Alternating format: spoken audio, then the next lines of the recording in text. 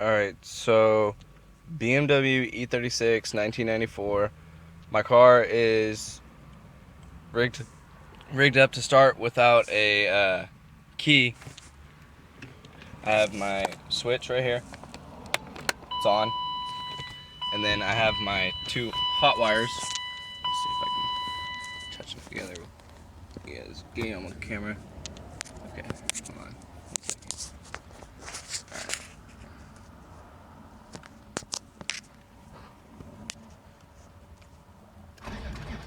See, you hear that? It's not doing anything.